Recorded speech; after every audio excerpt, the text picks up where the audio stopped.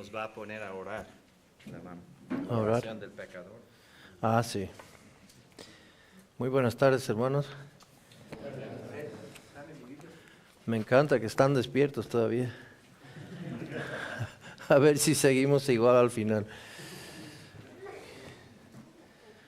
Ok, seguimos en la página 18 de los textos.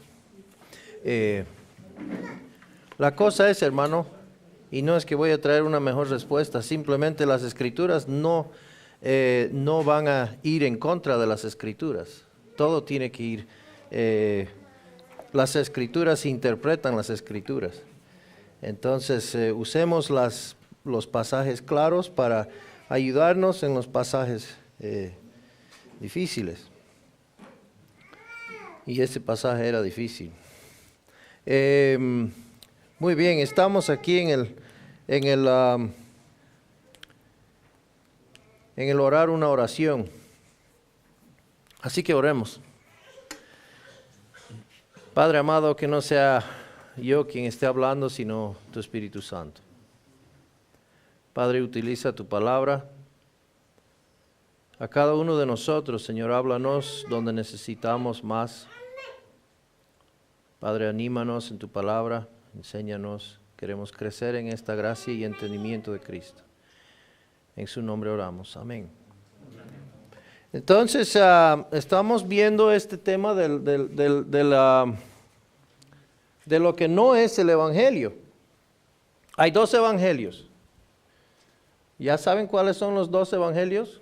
Hay un evangelio que es el verdadero. ¿Cómo es el verdadero?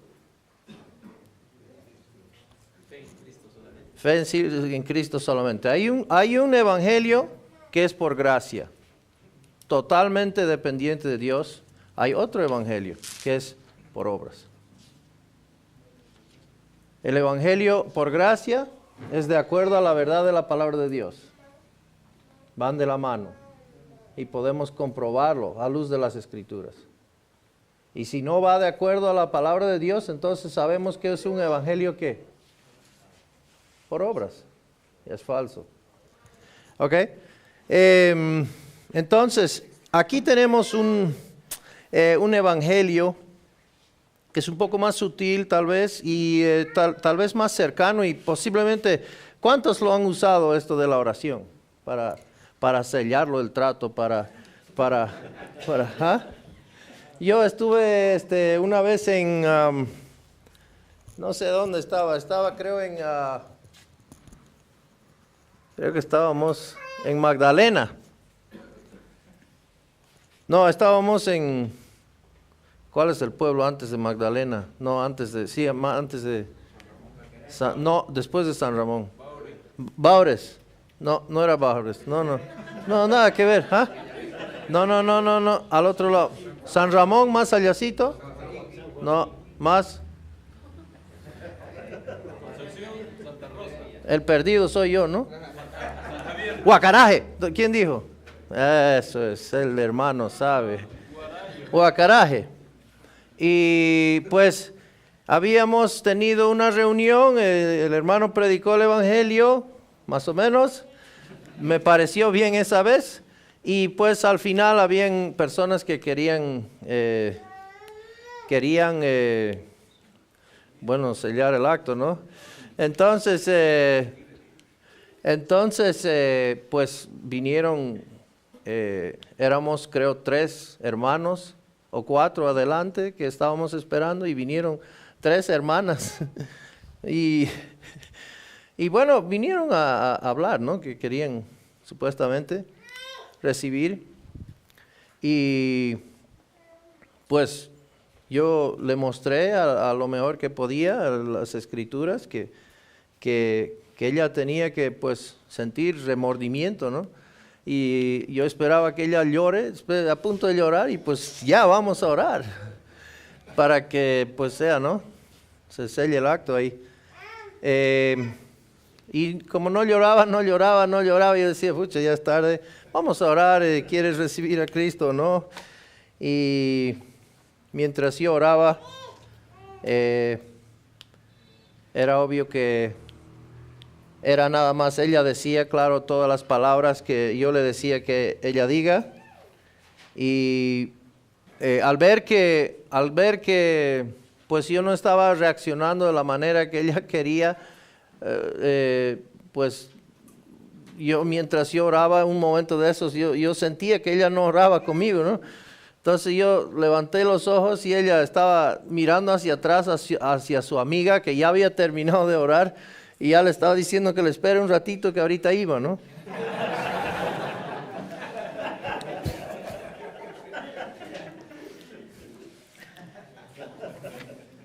Entonces, bueno, esto no funciona. Yo estoy ahora, por la gracia de Dios, estamos en Canadá, un lugar bastante frío. La gente sí es muy linda, muy buena, pero allá nos tiene el Señor. Y allá hay una persona que es un familiar y el Señor abrió la puerta para que podamos conversar cosas espirituales. Entonces él me dice, yo soy creyente, me dice. Y yo le miro nomás, ¿no? Porque está conviviendo con otra mujer que no es su esposa pues ahorita es alcohólico y está sufriendo bastante con eso. Y un día deja, otro día no deja, un día deja, otro día no deja. Y claro que el alcoholismo es muy difícil de dejar, ¿no? Especialmente en las fuerzas de uno. Pero yo le miraba nomás, ¿no? Creyente. Entonces, no, yo soy creyente, me dice. Entonces yo le miré nomás, bueno, debe ser, ¿no? Está un poco confundido, difícil la vida, no sé. Pero después me dice, como no vio que yo estaba ya abrazándolo, ¿no? Digamos, creyentes, eso. No, espérame, dice. Y se fue arriba a su cuarto y volvió abajo y trajo una de estas Biblias chiquititas, ¿conocen? Donde atrás uno pone su nombre. Y él efectivamente lo tenía firmado, su nombre ahí, la fecha, 1970 creo. Ahí está, me dice. Yo soy creyente. Y el que me hizo orar, me dijo que hoy mismo se te ha plantado una semilla y esa semilla nunca más nunca lo vas a perder. Entonces, él estaba confiado de una oración que había hecho. Esto de la oración, hermanos, no se encuentra en la palabra de Dios, interesantemente, en ningún lugar. Yo creo que si Dios no desea que nadie se pierda, pues yo creo que hubiese hecho claro que hay que hacer una oración. Yo creo que así como el apóstol Pablo, siempre hablando del Evangelio, siempre volviendo al Evangelio, yo creo que lo hubiese hecho bastante claro, así como vemos que él lo enseña bajo la inspiración del Espíritu Santo. Pero no lo encontramos, interesantemente. Pues entonces, ¿dónde lo encontramos? Bueno, si volvemos un poquito atrás en la historia, y esto estoy generalizando un poco algunos hechos, algunos personajes interesantes, pero en 1730 había un señor llamado Eleazar Wheelock, y él utilizó un método, era un pastor, y él utilizaba un método donde había un banco de lamentos. Y la gente pues entraba, los creyentes, los hermanos, buenas tardes, no lo había visto. Entonces los hermanos pues llegaban, sabían dónde sentarse y los incrédulos pues se iban al banco de lamento. Llega después un señor, unos 100 años después, uno que probablemente todos lo conocen, Charles Finney. Y este era un predicador bastante apasionado, bastante, pues con mucha pasión. Y él un poquito moderó eso del Banco de Lamentos y lo hizo un poco más práctico o más eficaz, tal vez a su manera de verlo, y ya no era un banco de lamentos, sino un banco de ansiosos, decía, aquí adelante. Entonces, esos eran reservados para los inconversos. Entonces, él ya tenía más de cerca para que podía convencerlos. Después de eso, en 1899, viene uno que es R.A. Torrey, que agarró algunos de los métodos de Moody, si no me equivoco, que tenía un cuarto de encuesta o de pregunta.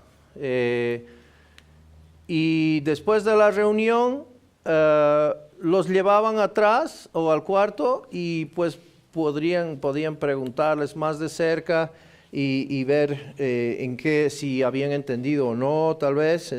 Pero R.A. Torrey viene después de él y ya quería hacerlo algo para afuera, evangelismo en la calle, algo más al instante. Entonces, pues tú puedes recibir en este momento al Señor Jesucristo, solamente tienes que hacer esta oración y ya. Y luego viene en 1915, viene uno llamado Billy Sunday, que era un jugador de béisbol, y él pues se convierte y empieza a hacer evangelismo a nivel masivo en estadios, mezclando un poco entretenimiento con lo que es el evangelismo. Y al final de sus mensajes él empieza a emplear algo donde la gente tenía que venir adelante y algunos inclusive creían de que al tocar su mano pues eran salvos. Entonces todos querían ir y agarrarle la mano al famoso beisbolista, ¿no? Y luego de esto era a través de uno de los de Billy Sunday que Billy Graham es convertido y claro, ya sabemos, ¿no? Entonces, podemos ver un poco la trayectoria ahí, cómo es empleado, un poquito en la historia, ¿no? Porque en la Biblia no está. Entonces, cómo hemos llegado a hacer y a llegar a depender de una cosa que si uno lo pregunta a alguien hoy en día, ¿usted cree que tiene que decir una oración y para que una persona sea salva? La mayoría, yo pienso, van a decir no es un ritual, no es algo, no es unas palabras que hay que repetir y ser salvo. La mayoría. Sin embargo, la mayoría lo usa, irónicamente.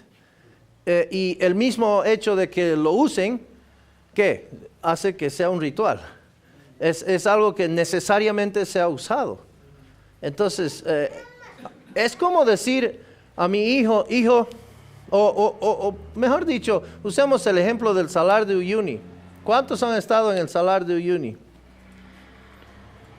Bueno, el hermano entiende. Okay, bien. Entonces, el Salar de Uyuni es enormemente grande.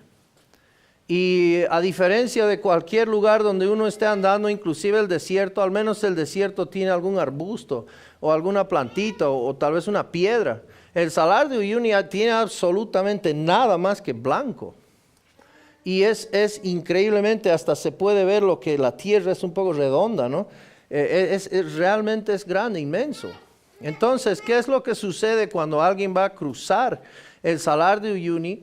Es que uno tiene que mirar una punta que está al final del salar, una punta de un cerro, y dirigirse directo hacia eso, ¿no?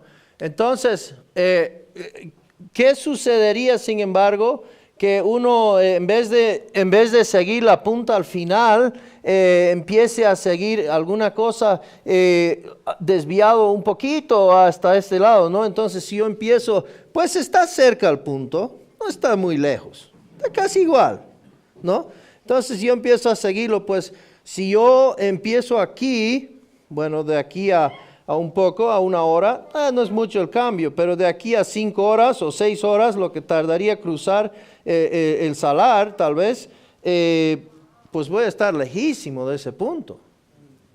Ahora, nosotros cuando traemos a una persona a Cristo, nosotros podemos decir, yo entiendo, es solamente por fe.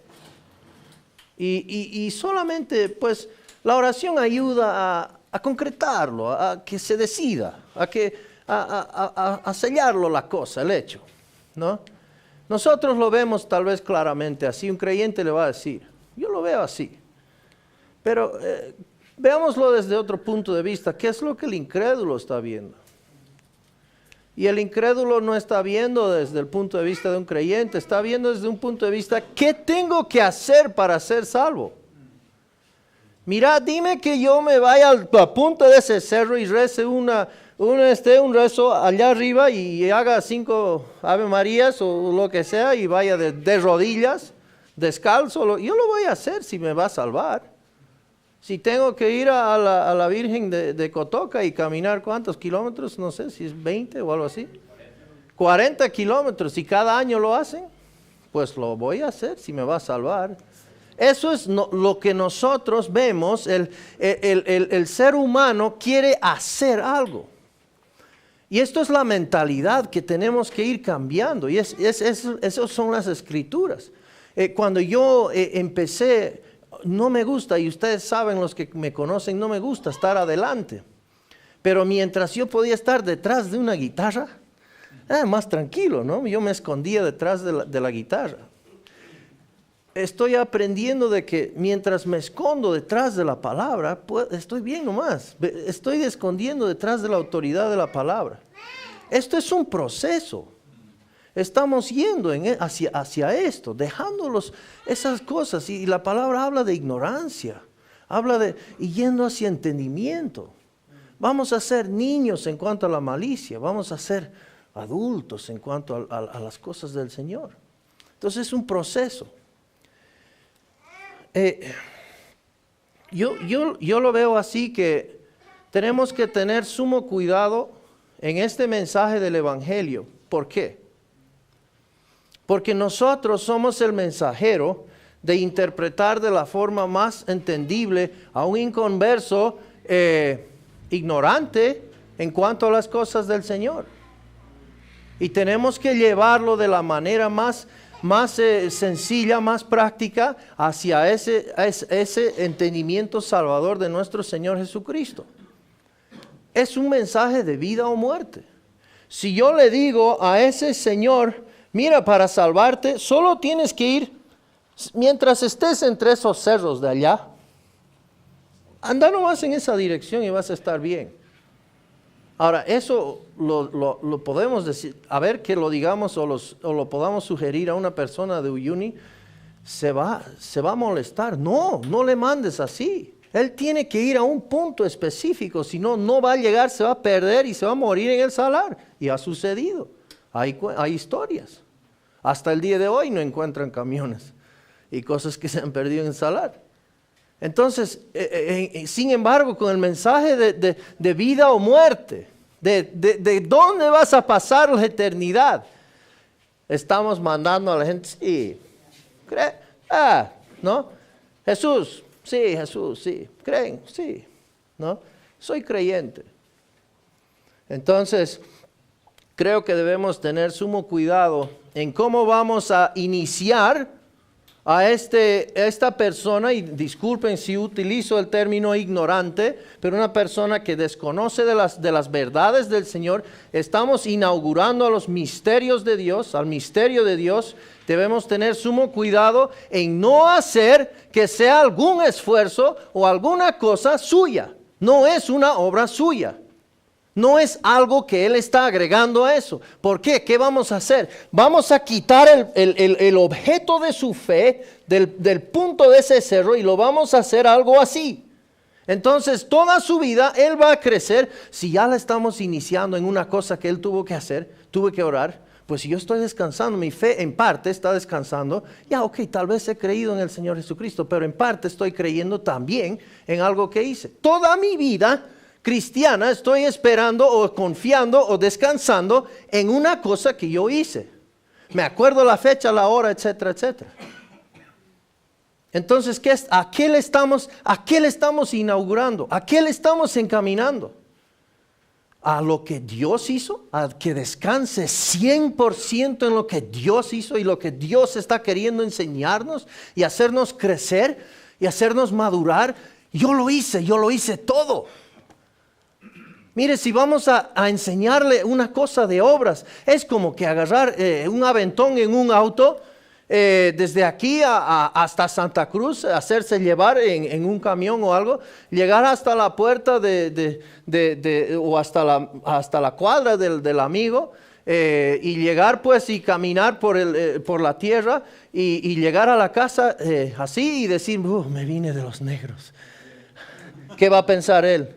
Gloria a ti, wow, eso es increíble, eso es el evangelio con obras. Dios hace casi todo y yo hago la última cosita, el último esfuerzo. Entonces el evangelio no es la fe en Cristo más orar una oración. Si fuese orar una oración, pues ¿quién tiene la oración? ¿Quién tiene la oración correcta? No está aquí. Yo le voy a mandar al hermano Onofre, vas a ir al África, hermano, y vas a hacerles orar una oración allá. Pues yo le voy a dar la oración correcta, ¿no? Yo les garantizo de que han jugado teléfono, ¿verdad? ¿Cómo es eso, el juego del teléfono o lo que sea? Entre 4 o 5 personas hasta el final el mensaje ya está totalmente tergiversado. ¿Ustedes creen que ese mensaje de esa oración va a seguir igual? No, imposible. Es por eso que tenemos la palabra de Dios. Es por eso que donde sea que uno va, mientras uno está interpretando las escrituras históricamente y gramáticamente aquí, vamos a llegar a lo mismo. Eso es increíble. Eso es algo de Dios. Ok, ahora sí las notas, me van a disculpar. Ok. El evangelio no es la fe en Cristo más orar una oración, ¿ya? ¿Se han puesto a pensar cómo es después de orar la oración? Hacemos orar la oración y después ¿qué? ¿Qué hacemos? Pues le invitamos, eres salvo, bienvenido a la familia, ¿no? Entonces eso es claro y es miembro ya, ¿no? O bueno, ya puede aplicar su membresía también. Ok, el evangelio no es hacer una oración. No hay un solo caso en la Biblia donde se requiera que alguien ore para recibir la salvación. Y sabemos que recibir es ¿qué? Juan 1:12, para los que creen. ¿Ya? Recibir. Si la oración fuera un requisito para la salvación, el Señor lo habría dejado muy claro. Y no está ni una sola vez. Él dijo, señores, ¿qué debo hacer para ser salvo? Preguntando ahí el carcelero, ellos dijeron, cree en el Señor Jesucristo y serás salvo tú y tu casa. Qué sencillez de mensaje, qué hermoso mensaje. Cree en el Señor Jesucristo y esto un niño lo entiende. Usted no fue salvo por caminar un pasillo de la iglesia o por el orar la oración del pecador.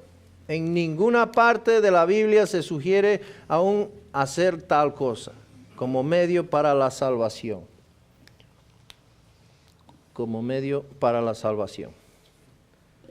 La parábola del publicano que clamaba a Dios, Lucas 18:13, no te enseña que debes orar para ser salvo. Hermano, podemos leer por favor Lucas 18:10 al 14. Para refrescar la memoria. 2 hombres subieron al templo a orar. Uno era fariseo y el otro publicano. El fariseo, puesto en pie, oraba consigo mismo de esta manera: Dios, te doy gracias porque no soy como los otros hombres, ladrones, injustos, adúlteros, ni aun como este publicano. Ayuno 2 veces a la semana, doy diezmos de todo lo que gano. Mas el publicano, estando lejos, No quería ni aún alzar los ojos al cielo, sino que se golpeaba el pecho diciendo: Dios, sé propicio a mi pecador. Os digo que éste descendió a su casa justificado antes que el otro, porque cualquiera que se enaltece será humillado, y el que se humilla será enaltecido. Muy bien, entonces tenemos aquí dos personajes, uno justificándose y el otro sale justificado. Se trata de la parábola de dos hombres que oraban en el templo. En este relato, un recaudador de impuestos clamó a Dios por misericordia a causa de su condición pecaminosa. Romanos 10:13. Porque todo aquel que invocare el nombre del Señor será salvo. Muy bien, entonces es importante recordar que la Escritura dice que usted solo invoca o llama a aquel en el cual ya ha creído. Eso vemos en Romanos 10:14. Podemos leer, hermano, la primera parte. ¿Cómo pues invocarán a aquel en el cual no han creído? Muy bien. Es un hecho que tú crees primero antes de hablar. 2 Corintios 4:13 dice, creí, por tanto hablé. Romanos 10:10, hermano. Porque con el corazón se cree para justicia, pero con la boca se confiesa para salvación. Muy bien, este hombre fue salvo antes de hablar.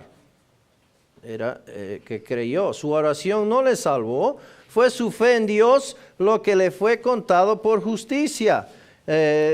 Y sabemos que podemos leer 4:5. Mas al que no obra, sino cree en aquel que justifica al impío, su fe le es contada por justicia. Muy bien.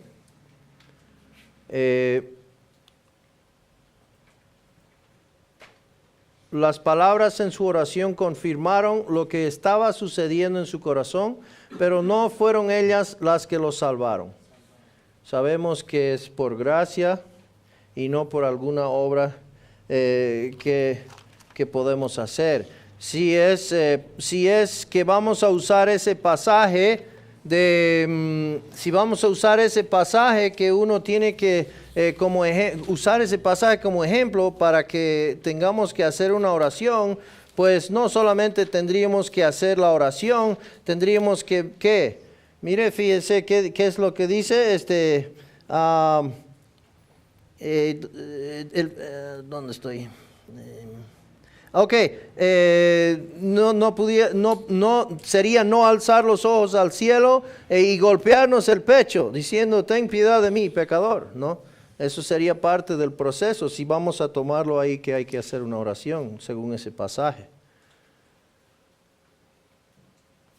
Lo que esta parábola no enseña,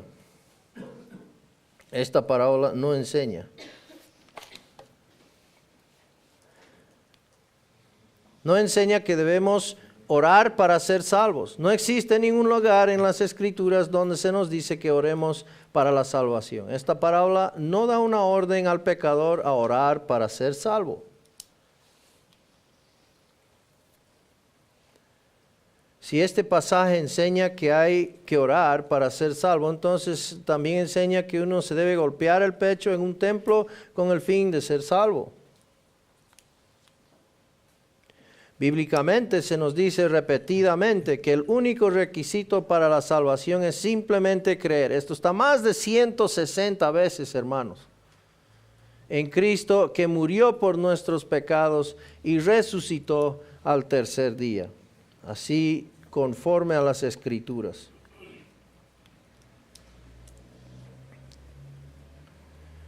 El Evangelio no es la fe en Cristo, más hacer una confesión pública. Entonces, volviendo al ejemplo del familiar en Canadá, él me dijo, yo creo, me dijo. Pues interesantemente a lo que íbamos, entonces, wow, ¿tú crees? Hagamos pues entonces un estudio bíblico, vamos a empezar. Sí, me gustaría eso mucho, me dice. Entonces empezamos los miércoles en la noche a hacer un estudio. Entonces, al pasar el tiempo, claro, empezamos con el apéndice, ¿no? El Evangelio.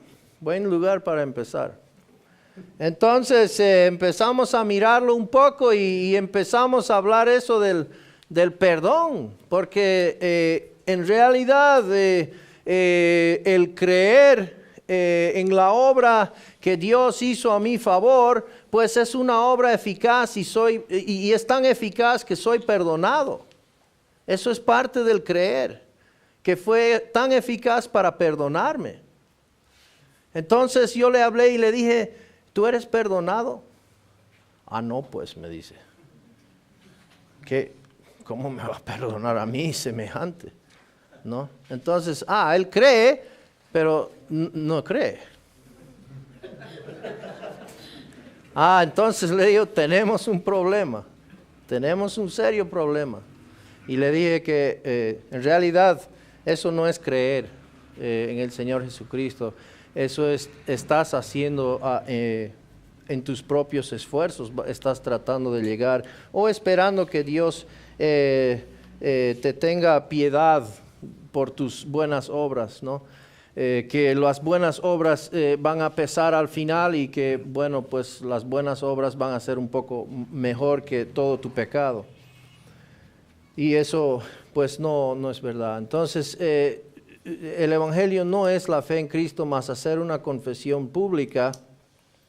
Este error implica que para que uno pueda ser salvo, tiene que hacer una demostración verbal, una confesión pública de la fe, una confesión pública de la fe en Cristo.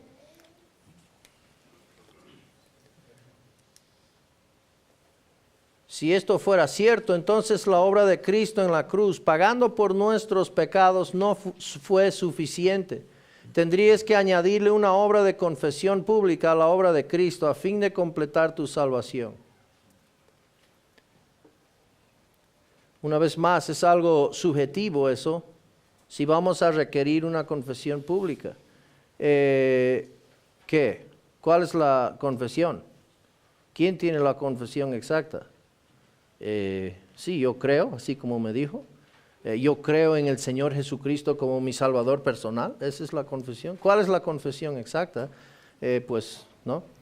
Podríamos entrar ahí en que alguien no tenga, si alguien está confiando en alguna confesión que haya hecho, pues va a estar dudando. ¿Será que hice la confesión correcta? ¿Será que confesé suficiente públicamente? ¿Será que había suficiente público? Entonces,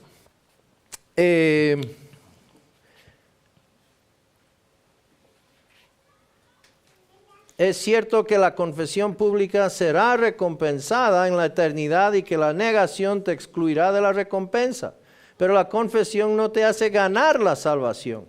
Leeremos 2 Timoteo 2, 11 y 12. Palabra fiel es esta: si somos muertos con Él, también viviremos con Él. Si sufrimos, también reinaremos con Él.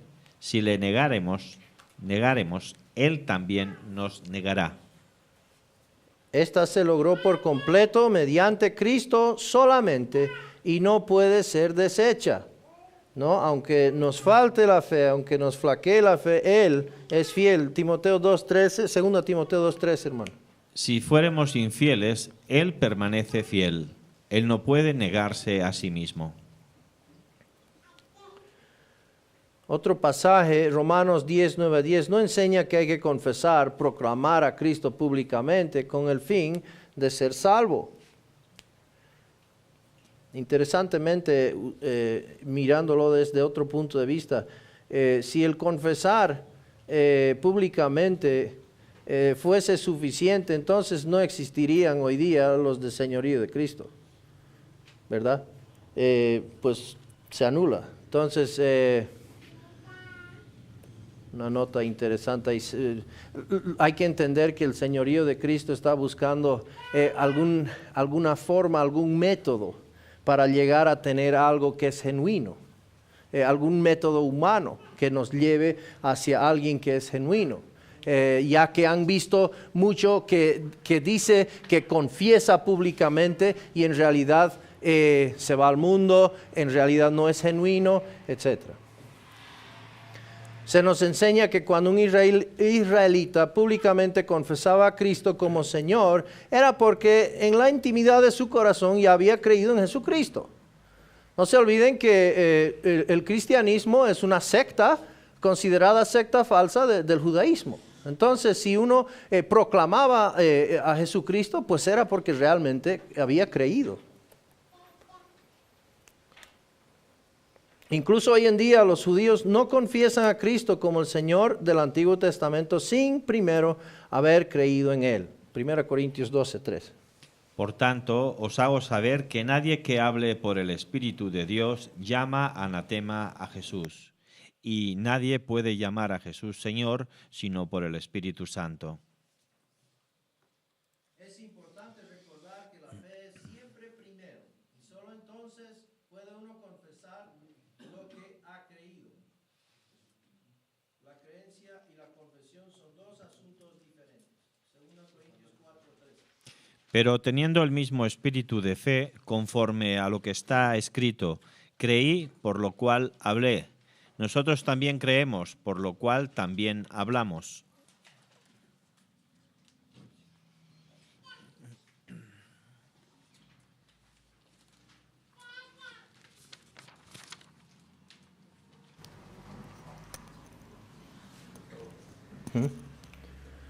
Muy bien, entonces ahí terminamos esta sección. Vamos a tomar un descanso, hermano.